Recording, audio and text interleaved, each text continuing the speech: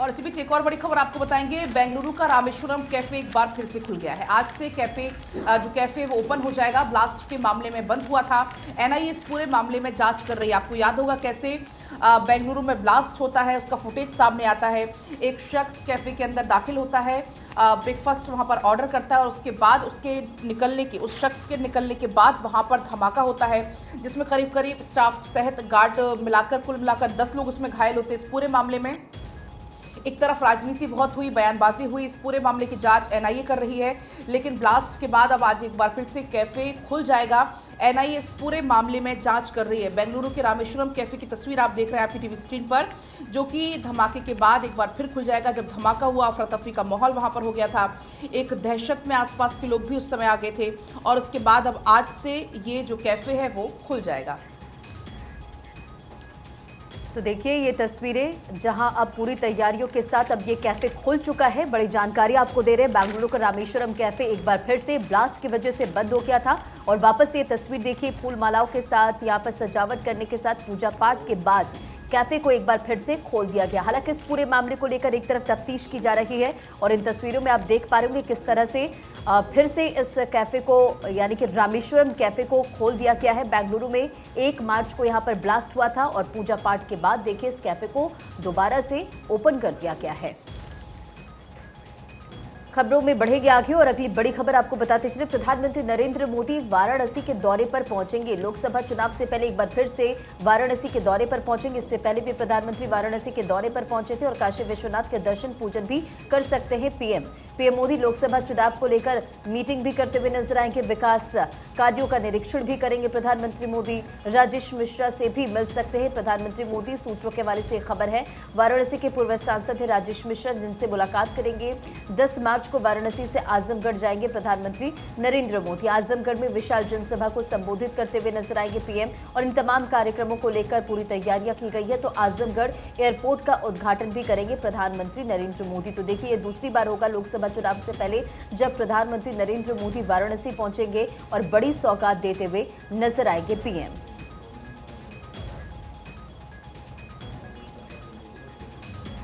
अगली खबर का रुख करते हैं। आज से 2 दिवसीय लखनऊ के दौरे पर जाएंगे रक्षा मंत्री राजनाथ सिंह। 10 मार्च को लखनऊ एयरपोर्ट टर्मिनल 3 का उद्घाटन और उसके समारोह में शामिल होंगे राजनाथ सिंह। उद्घाटन समारोह में शामिल होने के लिए लखनऊ का यह दौरा। रोजगार मेले में भी शामिल होंगे राजनाथ सिंह और रोजगार मेले के जरिए नियुक्ति पत्र यहां पर वितरित किए जाएंगे तमाम उन युवाओं को और तमाम उन लोगों को जिनको सेलेक्ट किया गया है। तो लखनऊ दौरे से संबंधित रक्षा मंत्री राजनाथ सिंह की ये जानकारी, जहां पर एयरपोर्ट टर्मिनल 3 का उद्घाटन रक्षा मंत्री के द्वारा किया जाएगा। साथ साथ में उद्घाटन समारोह में शामिल होते हुए वो नजर आएंगे।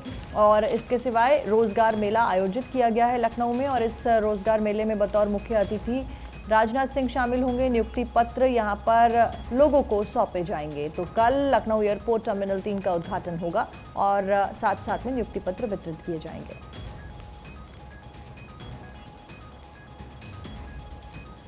और चलिए बात अब होगी अखबारों में लगी उन खबरों की जिनको जानना आपके लिए बेहद ज़रूरी है। और इस बीच सबसे पहले बात प्रधानमंत्री मोदी के नॉर्थ ईस्ट दौरे की। नॉर्थ ईस्ट में पीएम मोदी का 2 दिवसीय दौरा। असम के काजीरंगा में रोड शो किया। अरुणाचल में 825 करोड़ की टनल का उद्घाटन करेंगे। टाइगर, हाथी और जीप सफारी भी करेंगे।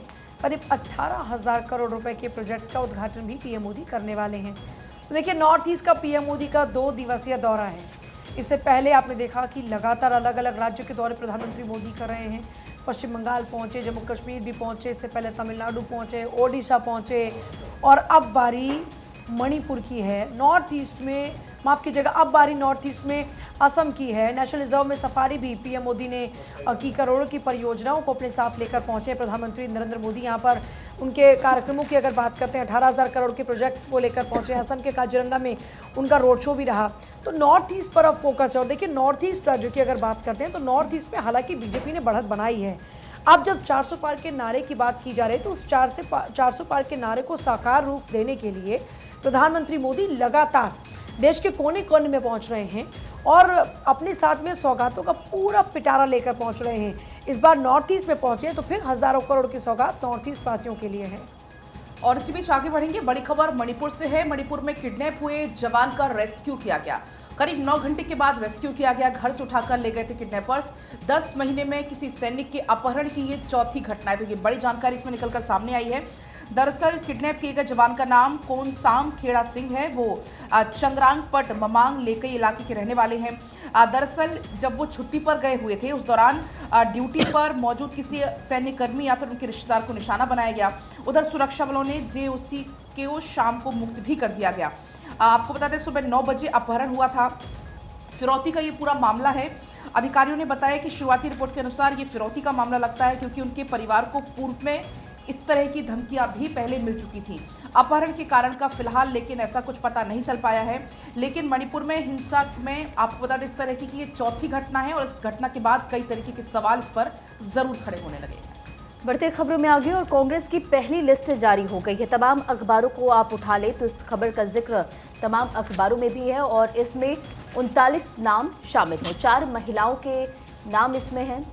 तो बड़ी खबर आपको बता रहे हैं, कांग्रेस की पहली सूची जारी हो गई है। वायनाड से राहुल गांधी, केरल से सबसे ज्यादा 16 कैंडिडेट, राहुल वायनाड से लड़ेंगे लोकसभा चुनाव। तो कांग्रेस की पहली सूची जारी और वायनाड से राहुल, राजनांदगांव से भूपेश। तो देखिए बड़ी खबर आपको बता रहे, कांग्रेस ने लोकसभा चुनाव के लिए 7 राज्यों के और 1 केंद्र शासित प्रदेश की 39 लोकसभा सीटों के लिए प्रत्याशी घोषित कर दी है। और ये प्रत्याशी की लिस्ट आपके स्क्रीन पर इस वक्त देखिए, तमाम वो नाम जो लोकसभा प्रत्याशी के नामों की लिस्ट सूची जारी की गई है। पहली सूची में केरल की वायनाड सीट से राहुल गांधी और छत्तीसगढ़ के राजनांदगांव से पूर्व सीएम भूपेश बघेल का नाम शामिल है। कांग्रेस के संगठन महासचिव केसी वेणुगोपाल केरल के अलपुझा और शशि थरूर तिरुअनंतपुरम से चुनाव लड़ेंगे।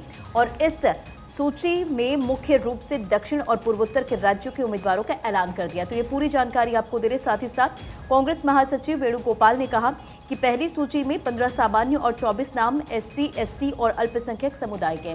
पूजा देखिए, इंतजार यही था कि उत्तर प्रदेश पर सबकी निगाहें टिकी हुई थी। सियासत के केंद्र में उत्तर प्रदेश काफी ज्यादा महत्वपूर्ण भी हो जाता है, लेकिन इसमें उत्तर प्रदेश का भी फिलहाल जिक्र नहीं। तो क्या उम्मीद किया जाए, क्या कैसे समझे से? देखिए, जाहिर तौर पर कांग्रेस की पहली सूची आई और सबसे बड़ी बात यह है कि अभी भी कई जगहों पर पेच फंसे हुए हैं उत्तर प्रदेश, क्योंकि एक बड़ा राज्य है। और दूसरी बात यह है कि पिछले कुछ दिनों की अगर देखिए बात की जाए तो जिस तरीके से बात यह हुई कि अखिलेश के साथ में मिलकर चुनाव लड़ेंगे उत्तर प्रदेश के अंदर, अब फिर से वो 2 लड़कों की जोड़ी नज़र आने वाली है वहाँ पर।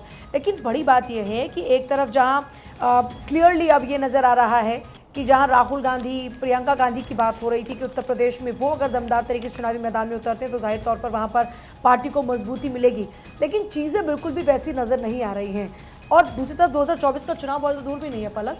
बिल्कुल, और दिल्ली की वो जो 3 सीट जो समझौते की वजह से मिली हैं उसका भी यहाँ पर कोई जिक्र नहीं है। उत्तर प्रदेश पर जैसा कि आप लोगों ने जिक्र किया, सबकी निगाहें थी, ना उत्तर प्रदेश का इसमें जिक्र है और ना ही दिल्ली की वो 3 सीट जो कि आम आदमी पार्टी से समझौते के तहत कांग्रेस को जो मिली है उसका, और ना ही पलक यहाँ पर बिहार, राजस्थान और मध्य प्रदेश जैसे बड़े राज्यों के किसी उम्मीदवार का ऐलान भी नहीं किया गया है। तो अखबारों में भी यही हेडलाइन कि कांग्रेस ने 39 प्रत्याशियों की सूची जरूर जारी की है, जिसमें राहुल गांधी का नाम वायनाड से सामने आया, लेकिन उत्तर प्रदेश, बिहार और राजस्थान और मध्य प्रदेश जैसे बड़े राज्यों का नाम इसमें नहीं है।